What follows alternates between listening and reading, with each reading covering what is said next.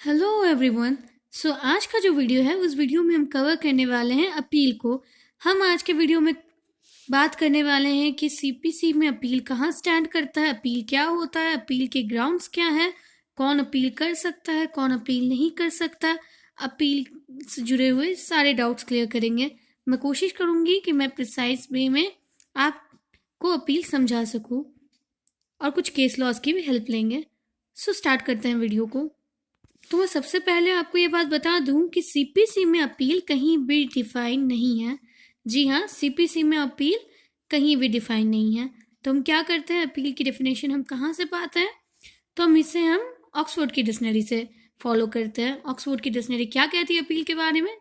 तो ऑक्सफोर्ड की डिक्शनरी ये कहती है कि जब the judicial examination of the decision by a higher court of the decision of an inferior court. इसका मतलब ये है कि जो इंफीरियर कोर्ट्स होती है, मतलब जो लोअर कोर्ट होती है, उनमें लिए गए डिसीजंस को जो हायर कोर्ट होता है वो एग्जामिन करता है, वो टेस्ट करता है और उसका साउंडनेस चेक करके आपको डिसीजन पास करता है।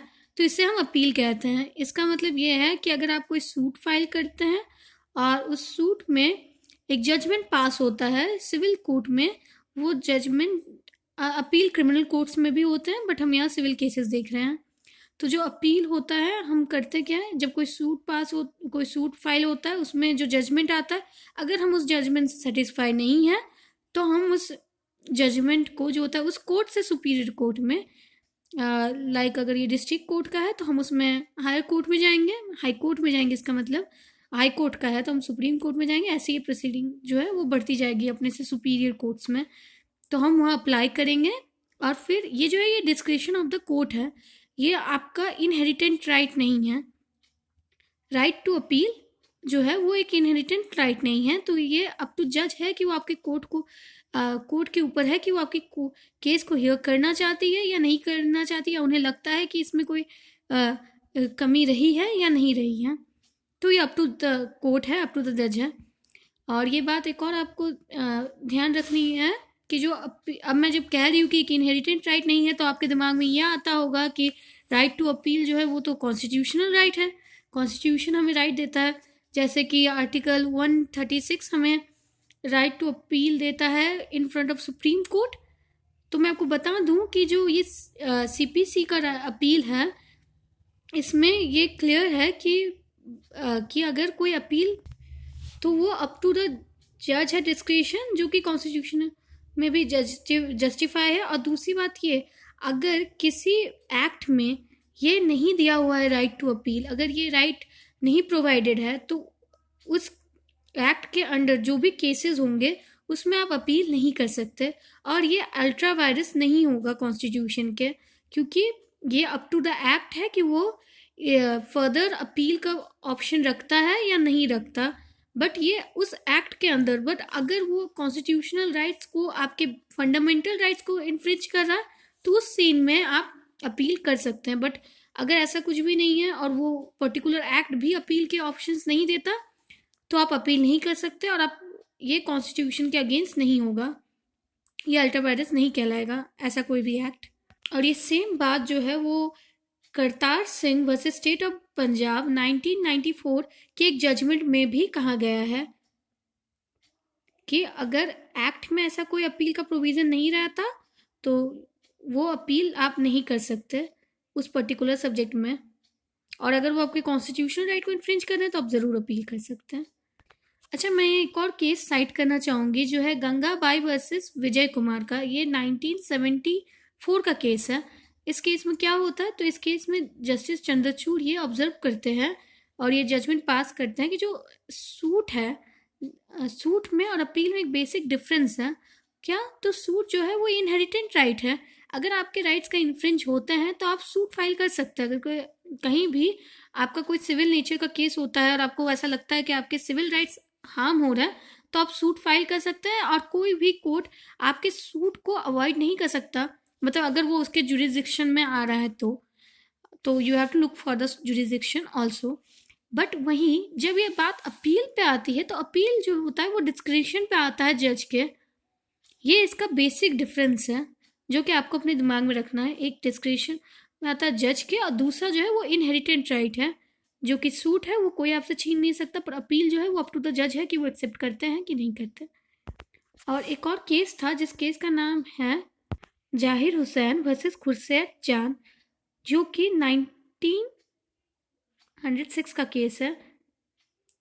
इस केस में ये जजमेंट पास होता है कि unless a right of appeal is clearly given by the statute, मतलब जब तक कि क्लियरली आपको अपील का राइट नहीं मिलता, इट डज नॉट एग्जिस्ट, ये एग्जिस्ट नहीं करता। मतलब अगर आपको जो एक्ट है, जो स्टैट्यू है, जो लॉ है, वो आपको राइट नहीं देता अपील का, तो आप अपील नहीं कर सकते उस पर्टिकुलर सब्जेक्ट मैटर पे जो कि उस एक्ट के अंडर गवर्न हो रहा है।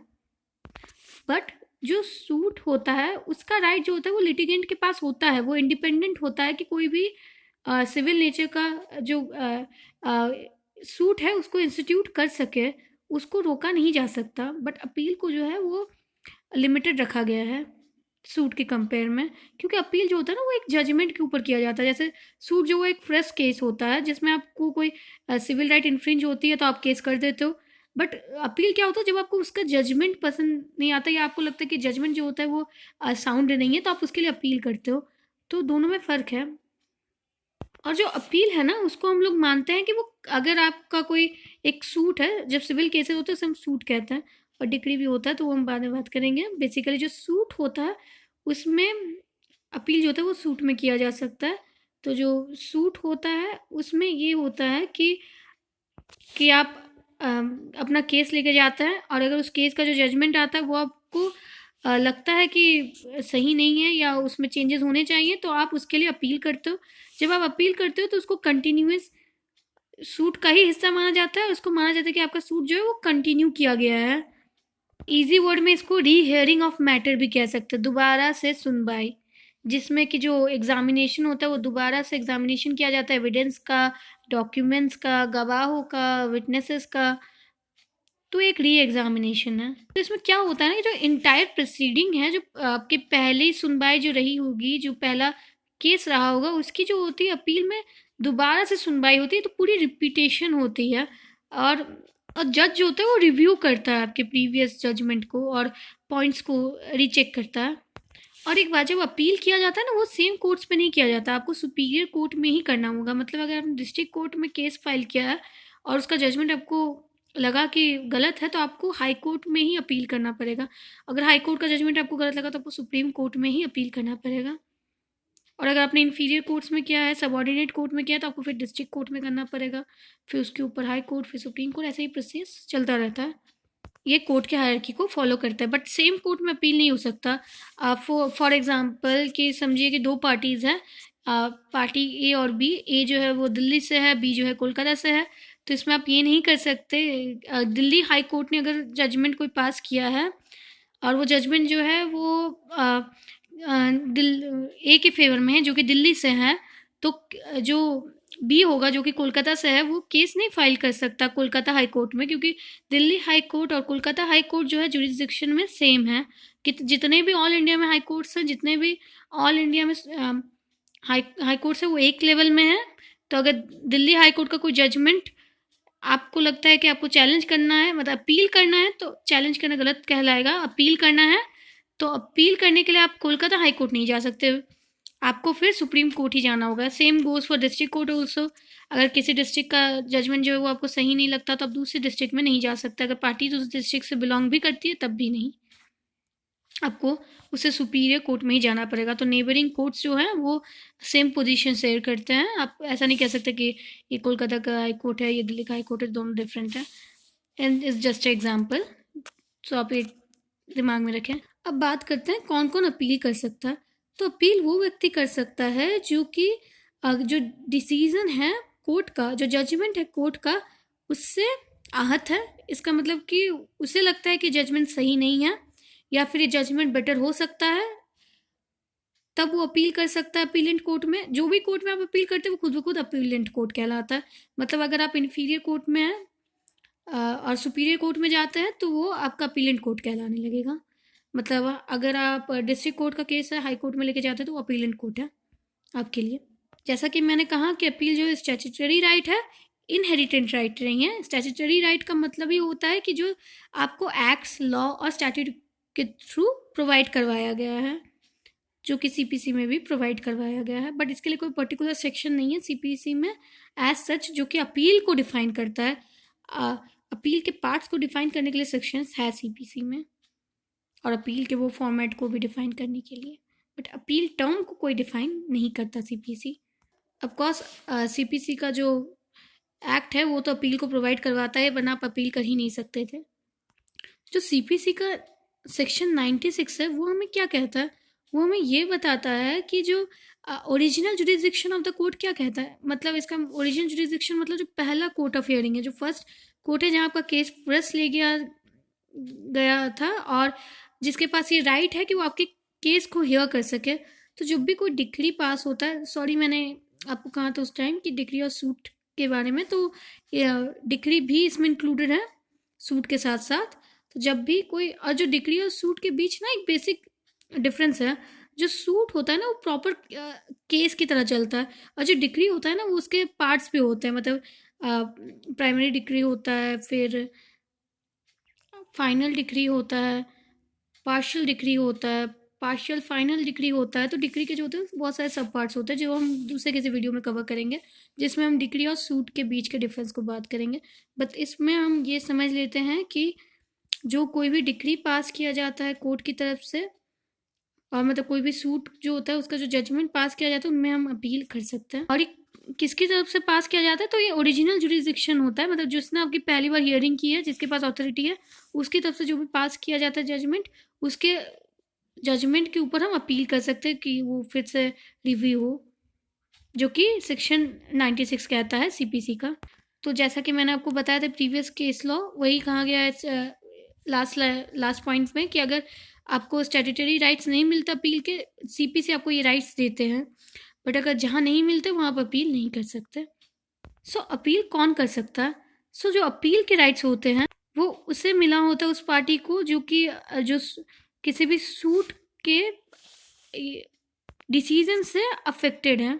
इसका मतलब ये है कि उसके जो डिसीजन है वो उसके फेवर में नहीं गए हैं, या फिर उसे लगता है कि जजमेंट जो है वो सफिशिएंट नहीं है, तो वो वापस से अपील कर सकता है। अगर अपील के दौरान वो जो पार्टी है उसकी डेथ हो जाती है, जो मतलब कि वो पर्सन है, तो उसका जो लीगल रिप्रेजेंटेटिव होता है वो केस को कंटिन्यू रख सकता है।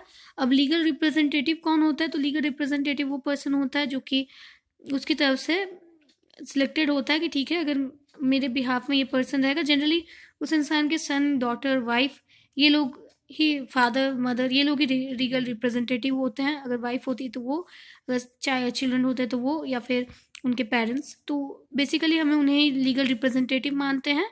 बट अलग से भी अगर वो अटॉर्नी करते हैं या ऐसा कोई सीन रहता है तो वो लीगल रिप्रेजेंटेटिव हो सकता है। बट बेसिकली अगर उस पर्सन की डेथ हो जाती है तो उसका जो लीगल रिप्रेजेंटेटिव होता है वो केस को आगे लेके जाता है। अगर केस जो होता है वो किसी माइनर पार्टी का होता है तो उस सीन में जो गार्जियन होता है उस माइनर पार्टी का वो होता है, क्योंकि माइनर जो होता है वो पार्टी नहीं हो सकती सूट में। तो इसी केस में हम उसके गार्जियन को ही अपील करने के लिए प्रेफर करते हैं। अपील जो होता है वो उसका पेरेंट्स ही कर पाता है, गार्जियन कर सकता है या उसका जो पेरेंट्स होता है वो। अच्छा, इसमें एक और बात है कि अगर कोई ऐसा पर्सन होता है जो कि उस केस से रिलेटेड है, उस पर्टिकुलर सूट से रिलेटेड है, और उसका अपना कोई प्रॉफिट है, उस इंटरेस्ट है, प्रॉफिट कहना गलत होगा, interest will be the right word. तो अगर उसका कोई इंटरेस्ट है इस पर्टिकुलर केस से और उसका कोई रिलेशन है इस केस से, तो वो पर्सन भी अपील कर सकता है। अगर उस केस के जजमेंट से या उस सूट के डिस्कशन से उसे कोई अफेक्टेड है, वो इंटरेस्टेड है, तो वो ट्रांसफरी जो है वो भी फाइल कर सकता है, अपील कर सकता है। सेम पॉइंट 5 भी यही कहता है कि अगर कोई पर्सन होता है जो कि उस पार्टी तो नहीं होता उस अपील का, मतलब कि सूट का वो मेंबर नहीं होता, उस पर्टिकुलर केस में उसका नाम नहीं होता, वो दो पार्टियों के बीच में जनरली जो होता है वो सूट होता है। तो party A versus party B, जैसे अगर हम एग्जांपल ले, और वो ए में भी नहीं आता वर्सेस बी में भी नहीं आता, बट वो पर्सन जो है वो जजमेंट से अफेक्टेड है, तो वो पर्सन भी जा सकता है। आप फॉर एग्जांपल समझ लीजिए कि प्रॉपर्टी जो है वो ए की है, बी जो है उस प्रॉपर्टी में रेंट पे ले रखा है उस प्रॉपर्टी को, और इस बीच बी ने किसी को वो प्रॉपर्टी दे रखी है रहने के लिए, और उस पर्सन ने वो बॉन्ड साइन किया हुआ है, उसने उसको पे किया हुआ है, और वो अब वो पर्सन जो है वो ए और बी की लड़ाई में सफ़र कर रहा है, तो उस पर्सन को अपना अगर जजमेंट चाहिए होता है तो वो फाइल कर सकता है। तो ये एक बहुत बेसिक एग्जांपल था कि ए और बी की लड़ाई में अगर सी फंस जाता है तो सी अपना भी अपील कर सकता है कि इन दोनों के जजमेंट से मैं अफेक्टेड हूँ। फॉर एग्जाम्पल ए और बी कोई पर्टिकुलर पर्सन, उनके के बीच कोई प्रॉपर्टी का डिस्प्यूट है और उसके बीच सी की प्रॉपर्टी फंस जाती है, सी अपनी प्रॉपर्टी सेल नहीं कर पाता उनके जजमेंट के कारण, तो इसमें वो भी मेंबर तो नहीं है उस सूट का, पार्टी तो नहीं है उस सूट का, बट क्योंकि उसका जो जजमेंट है वो उसके प्रॉपर्टी को अफेक्ट कर रहा है तो वो भी अपील कर सकता है। तो इनडायरेक्टली रिलेटेड हुए हैं दोनों तीनों। बट वैसे पर्सन को ना जो अपीलेंट कोर्ट में फाइल करने के लिए ना स्पेसिफिक वे में जाना होता है, वो जो है वो पर्टिकुलर सूट के पार्टीज की तरह नहीं जा सकता, उनको रिसीव करना पड़ता है लीव ऑफ अपीलेंट कोर्ट के थ्रू। तो उसके लिए आपको अप्लाई करना पड़ता है फाइल करने के लिए। तो उसके तब आपको कि आप कैसे अफेक्टेड हो ए और बी, ए वर्सेस बी के केस में, ए और वर्सेस बी के सूट में आप कैसे अफेक्टेड हो, आपको वो बताना होता है। उसके बाद ही आपको राइट टू अपील मिलता है कि आप मतलब आप तीसरे इंसान हैं बट आप कैसे अफेक्टेड हैं। तो मैं आपको बता दूं कि जो अपील होता है ना उसके लिए कोई ऐसा पर्टिकुलर नंबर नहीं है। ऐसा नहीं है कि अपील आप एक बार कर सकते हैं, 2 बार कर सकते हैं, ऐसा कुछ भी नहीं है। आप एक से अधिक बार अपील कर सकते हैं। एक ही जजमेंट का भी अपील जो होता है वो 1 से 2 बार 3 बार किया जा सकता है। तो समझिए कि कोई पर्टिकुलर केस है जिस केस में आपने अपील फाइल किया और आपने एक से अधिक की अपील्स फाइल किए, तो क्या करेगा ना जो अपीलेंट कोर्ट होगा वो आपके सारे अपील्स को एक साथ क्लच करेगा, मतलब एक साथ जोड़ के उसको एज अ वन केस आपके प्रीवियस सूट को कंटिन्यू करेगा। ठीक है, बट कोशिश करिएगा कि जो अपील आप करते हैं वो एक ही गो में हो। अगर आप एक साथ 4-5 अपील फाइल करते हैं तो उसमें कोई खास प्रॉफिट होता नहीं है।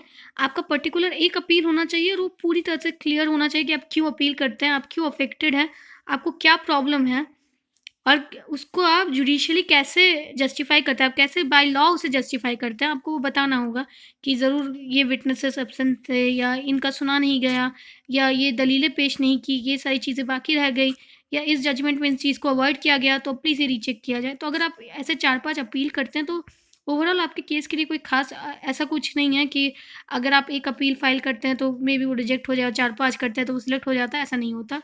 आप कोशिश करें कि इसे एक ही अपील में सब कुछ कवर करें ताकि आपका जो सूट है वो सिलेक्ट हो जाए अपील के लिए। और अगर आप 4-5 करते भी हैं तो कोई बात नहीं, अपीलेंट कोर्ट जो होगा वो सब कुछ एक साथ लेकर एक ही अपील में उसे काउंट करेगा और उस आपके सूट को कंटिन्यू करेगा। ये वीडियो बहुत लॉन्ग हो गई है तो हम इसमें शायद काइंड ऑफ अपील को कंटिन्यू ना कर पाए, बट मैं आपको ये बेसिक बता दूं कि अपील जो होता है ना वो कुछ इस प्रकार है कि मैंने यहाँ टोटल 4 टाइप ऑफ अपील यहाँ प्रेजेंट किए हुए हैं कि काइंड ऑफ अपील में क्या क्या आता है। तो अपील फ्रॉम ओरिजिनल डिक्री, तो जो ओरिजिनल डिक्री से अपील होता है जो कि मैंने आपको बताया भी था सेक्शन 96 में कि अगर कोई जजमेंट पास किया जाता है और उस जजमेंट के आप उसमें अफेक्टेड हो तो आपको जाना है तो आप अपील करते हो। तो ये ओरिजिनल सूट, ओरिजिनल डिक्री जो ओरिजिनल जुरिस्डिक्शन है उससे अगर आपको अपील करना है कि चलो ये पहली बार मैंने फाइल किया था, इसका जजमेंट मुझे सही नहीं लगा, मुझे आगे बढ़ना है, तो आप अपील कर सकते हैं। अब जैसा कि मैंने कहा कि अपील का कोई लिमिटेशन नहीं है, तो आप अपील फ्रॉम ऑर्डर भी कर सकते हैं जो कि जैसा आप जानते हैं कि ये सेक्शन 104 में है और रूल 43 में। तो अगर आपको कोई ये आपने एक ओरिजिनल डिक्री से जो है एक अपील फाइल की अपीलेंट कोर्ट में, अब अपीलेंट कोर्ट के जजमेंट जो है उसमें भी अगर आपको लगता है कि नहीं मुझे फिर से इसको ये जजमेंट मेरे को जस्टिफाई नहीं लगता, तो उस केस में भी आप उस ऑर्डर से मतलब ऑर्डर को भी अपील कर सकते हैं जो ऑर्डर मिलता है अपीलेंट कोर्ट की तरफ से। अच्छा, मैं आपको एक और बात बता दूं कि जैसे ए और बी दोनों ने केस फाइल किया, तो ये केस जो है मतलब सूट फाइल किया और ये डिस्ट्रिक्ट कोर्ट में है, तो अगर डिस्ट्रिक्ट कोर्ट का जो जजमेंट है वो बी के अगेंस्ट में आ जाता है, मतलब बी के फेवर में नहीं आता, तो बी क्या करता है वो दोबारा डिस्ट्रिक्ट कोर्ट में तो अपील नहीं कर सकता, तो वो क्योंकि डिस्ट्रिक्ट कोर्ट में आपको फिर फ्रेश सूट लेके जाना पड़ेगा, आप वो एक सूट रिपीट नहीं कर सकते। तो आप अपील करते हो कहाँ, आप अपील करते हो हायर कोर्ट में, मतलब कि हाई कोर्ट में। जब आप हाई कोर्ट में अपील करते हो जो जजमेंट होता है वो क्या कहता है वो बी के फेवर में आ जाता है और ए के अगेंस्ट हो जाता है, मतलब ए के फेवर में नहीं आता। तो ए क्या करेगा, ए क्या दोबारा डिस्ट्रिक्ट कोर्ट से हाई कोर्ट अपील करेगा? नहीं, ए फिर हाई कोर्ट से सुप्रीम कोर्ट अपील करेगा। वो एक स्टेप आगे निकलेगा। मतलब आपको ऐसा नहीं करना है कि ए ने कहा कि यार डिस्ट्रिक्ट कोर्ट से तो बी ने अपील किया था, हमने तो डिस्ट्रिक्ट कोर्ट से अपील किया नहीं था, हमने तो अब हाई कोर्ट से अपील, तो हम वापस डिस्ट्रिक्ट कोर्ट जाएंगे। नहीं, आपको उसके ऊपर ऊपर ही जाते जाना है, चाहे कोई भी पार्टी अपील करे। तो ये हो गया। तो आप पहले अपील कहाँ से कर सकते हो? जो ओरिजिनल जजमेंट है, डिक्री है, आप उससे अपील कर सकते हो। आप अपील एक ऑर्डर से कर सकते हो, मतलब कि अब आपने ओरिजिनल जजमेंट से अपील किया, फिर अपीलेंट कोर्ट ने आपका केस सुना, उन्होंने जो आपको ऑर्डर दिया, आप उस ऑर्डर के लिए अगेंस्ट भी अपील कर सकते हो। फिर आप देख सकते हैं appeal from appellate decree, second appeal, जो आपने सेकेंड अपील किया उस अपील से भी आप अपील टू हाई कोर्ट कर सकते हैं। तो बेसिकली जो मैंने आपको ऐसा मोटे शब्दों में समझाया कि district court, then high court, then supreme court, but courts के जो होते हैं बहुत बेसिक, बहुत फाइन लेयर्स होते हैं। तो हम उन फाइन लेयर में जाते हैं। तो एक कोर्ट से दूसरा कोर्ट, जैसे फॉर एग्जांपल अगर सिंगल बेंच जज हो, तो सिंगल बेंच जज से डबल बेंच जज जो होता है वो बड़ा होता है, उसका जजमेंट सुपीरियर होता है। फिर फुल बेंच जजमेंट होता है, तो वो अलग अलग चीज़ें होती है। तो एक हाई कोर्ट में भी उसके सब सेक्शंस हैं। तो पहले अगर आप सिंगल बेंच के पास जाते हो और उसका जजमेंट आपको सही नहीं लगता, आपके फेवर में नहीं होता, तो आप डबल बेंच के पास जाते हो, तो वो ऐसा सीनियरिटी से बढ़ता रहता है। तो अगर आप पहले आप ओरिजिनल जजमेंट को अपील करते हो, तो फिर अपीलेंट कोर्ट में आप जाते हो, फिर उसके बाद सेकेंड अपील करते हो। अगर सेकेंड अपील से भी आप सेटिस्फाई नहीं होते हो, तो आप फिर हायर कोर्ट में अपील करते हो। एंड ऑफ द डे जो 109 है वो सुप्रीम कोर्ट, आप सुप्रीम कोर्ट जाते हो और वो फाइनल जजमेंट होता है उसका, जो भी होता है उसके बाद आप अपील नहीं कर सकते, वही आपका लास्ट जजमेंट होता है। तो मैं उम्मीद करती हूँ कि आपको ये बात समझ आए कि पहले आप केस फाइल करते हैं, सूट फाइल करते हैं, उसका जजमेंट अगर आपको लगता है कि जस्टिफाइड नहीं है, तो आप ओरिजिनल जो कोर्ट होता है उससे आगे बढ़कर अपील करते हैं ऑर्डर का। फिर जो ऑर्डर होता है वो सेकेंड में क्या होता है, अपील ऑर्डर का जो आता है आपको, अपीलेंट कोर्ट से जो ऑर्डर आता है आप उसके लिए भी अपील कर सकते हो, वो फर्स्ट अपील होगा। फिर आप अगर उसके जजमेंट से भी फिर आपको सेटिस्फेक्शन नहीं मिलता, तो आप सेकेंड अपील कर सकते हो। अगर उससे भी आपको सेटिस्फेक्शन नहीं मिलता, तो आप हायर कोर्ट में अपील कर सकते हो। और अगर उससे भी आपको सेटिस्फेक्शन नहीं मिलता, तो आप सुप्रीम कोर्ट में जा सकते हो। तो मैं आपको सीपीसी का जो कोर्ट का हायरकी है वो किसी और वीडियो में शेयर करूँगी। फिलहाल तो आप ये जान लें कि 96 से 109 तक बात करता है अपील के बारे में, काइंड्स ऑफ अपील के बारे में से ये भी कहता है first appeal, second appeal, third appeal, then appeal to supreme court, right. वो इजी होता है समझना। और एक बात, जो अपीलेंट केसेस होते हैं उसमें आप डायरेक्ट हाई कोर्ट में नहीं जा सकते, आपको ये पूरा प्रोसेस हाई कोर्ट तक के लिए फॉलो करना पड़ेगा। मतलब आपको पहले ओरिजिनल जुरिडिक्शन वाले कोर्ट में जाना पड़ेगा, उसके बाद अपील करना पड़ेगा, फिर जो अपीलेंट कोर्ट का जजमेंट होता है उसके पास जाना पड़ेगा, फिर सेकेंड अपील के पास, उसके बाद आप अपील कर सकते हैं हायर कोर्ट में। तो यहाँ डायरेक्ट कोई हाई कोर्ट जाने का परमिशन नहीं है, क्योंकि वो तो आप बस इस केसेस में नहीं जा सकते, अपील के केसेस में वो डायरेक्ट सूट होता है, जो फंडामेंटल राइट्स इन्फ्रिंज होते हैं, अलग लीगल राइट्स के लिए होता है, उसमें आप जाते हैं। अच्छा, मैं एक और बात बता दूं आपको कि कोई भी अपील जो होता है ना, वो 10,000 रुपीज़ के सूट के अगेंस्ट नहीं हो सकता। मतलब जो भी अप टू 10,000 रुपीज़ के जो सूट्स होते हैं ना, उसमें आप अप टू 10,000, मतलब कि starting to 1 rupee to up to 10,000 वाले जो भी अपील होते हैं, उसमें हम क्या करते हैं ना, वो हम नहीं जा सकते अनलेस एंड अनटिल वो जो आप एक्ट के थ्रू जा रहे हैं, उस एक्ट में जो लॉ के थ्रू आप जा रहे हैं या कॉन्स्टिट्यूशन के वो अगेंस्ट नहीं होता। अगर वो जो आपका केस है उसमें आप जो सूट है वो मोर देन लेस देन 10,000 का है और वो कॉन्स्टिट्यूशनल राइट को आपके हर्ट करता है, या वो पर्टिकुलर लॉ के अगेंस्ट है जो कि उस टाइम में चल रहा है, तो आप वहाँ जा सकते हैं, अपील कर सकते हैं। बट अगर वो कॉन्स्टिट्यूशनल राइट के अगेंस्ट नहीं है, अगर वो लॉ इन्फोर्स के अगेंस्ट नहीं है और ऐसा कोई सीन नहीं है, तो आप 10,000 से नीचे के किसी भी सूट का या डिक्री का अपील नहीं कर सकते। ये हमारा लास्ट स्लाइड है और सबसे इम्पोर्टेंट स्लाइड है,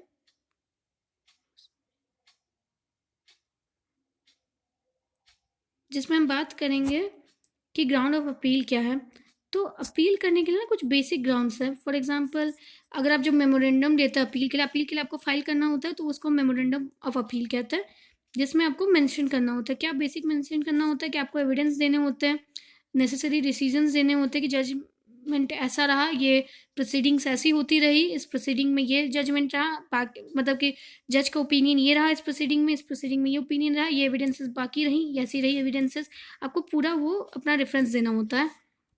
और आपको बताना होता है कि आप क्यों अपील कर रहे हैं, आपके ग्राउंड्स क्या हैं, आपके ऑब्जेक्टिव क्या है, आप क्या बताना चाहते हैं, मतलब आपके रीजंस होने चाहिए ना कि आपको क्यों वो सही नहीं लगा। आपको फिर बताना है कि देखिए, जो आप चाहे ना, तो अगर आपने अपील फाइल कर दिया और आपको लगता है कि आपको न्यू ग्राउंड्स फिर अलग से ग्राउंड बनते हैं, तो आप नए पीवी फाइल कर सकते हैं, नया प्लीडिंग भी कर सकते हैं कोर्ट के सामने, अपीलेंट कोर्ट के सामने कि ये रीज़न है। बट ये अप टू द कोर्ट है कि वो उसे एक्सेप्ट करता है या रिजेक्ट करता है। जैसा कि आप केस का नाम देख सकते हैं, इस केस में ये सेम सीन था कि ये अप टू द कोर्ट है, पर अपील जो होता है वो कोर्ट के डिस्क्रिप्शन पर ही होता है, बट कोर्ट जनरली अपील को एंटरटेन करता है। आई होप कि ये वीडियो आपके लिए यूज़फुल रही है, और अगर ऐसे वीडियोस आपको चाहिए तो आप सब्सक्राइब कर सकते हैं, लाइक कर सकते हैं, और अगर आपके कोई डाउट है तो आप कमेंट कर सकते हैं। और सीपीसी में और भी जो पॉइंट्स है, जो बेसिक एलिमेंट्स है, मैंने कोशिश किया कि मैं इस वीडियो में कवर कर सकूं, बट अगर आपको फिर भी कोई डाउट रहता है तो please comment down. Thank you for watching.